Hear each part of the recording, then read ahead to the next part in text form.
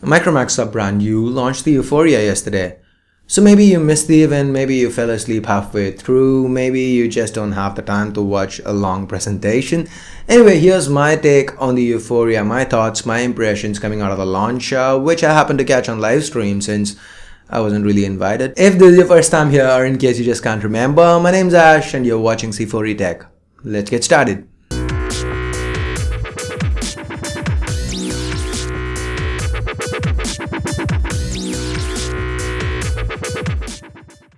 First, the build.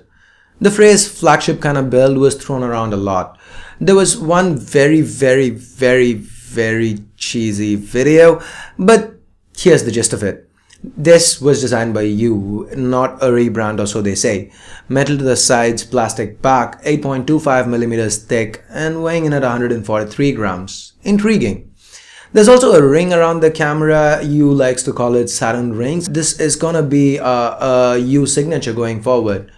It's got a 720p display, 5 inches of Yuphoria, because 5 inches gives you that good handhold feeling.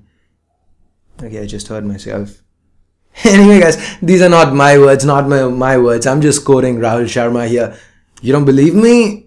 Well, watch for yourself. What size do you like?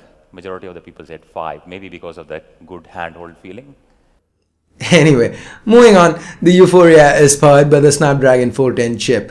The same found on the Galaxy A3, Redmi 2, A6000, but we do have twice the RAM, that's 2GB and 16 gigs of onboard storage here. There's also support for 4G and microSD. All this is powered by a 2230 mAh user replaceable battery, and that will support quick charge as well. So 0 to 65 in about 45 minutes is what you are claiming.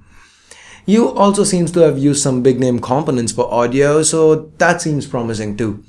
They did talk about how it fares against other devices, but I wish they'd pick something other than the A3 and the Desire 620, because to be honest, both the A3 and the 620 are, well, kinda irrelevant by now.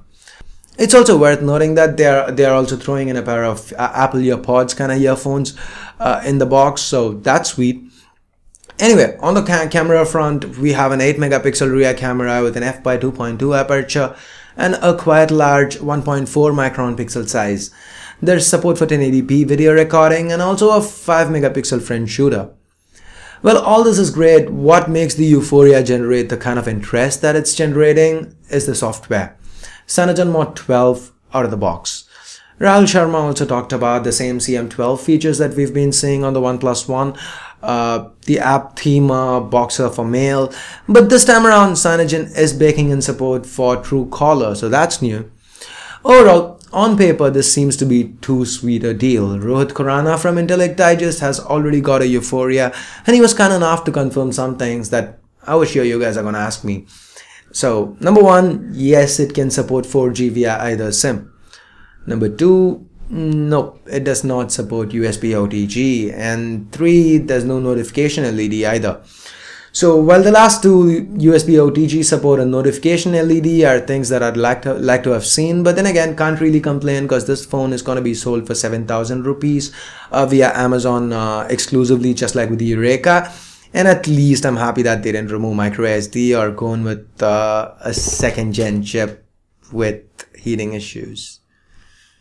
Yeah, that's a different video. Coming back, if you've seen my review of the Eureka, you know that I'm not really fond of YU. You know, basically it's a Micromax spin-off and I'm not Micromax's biggest fan.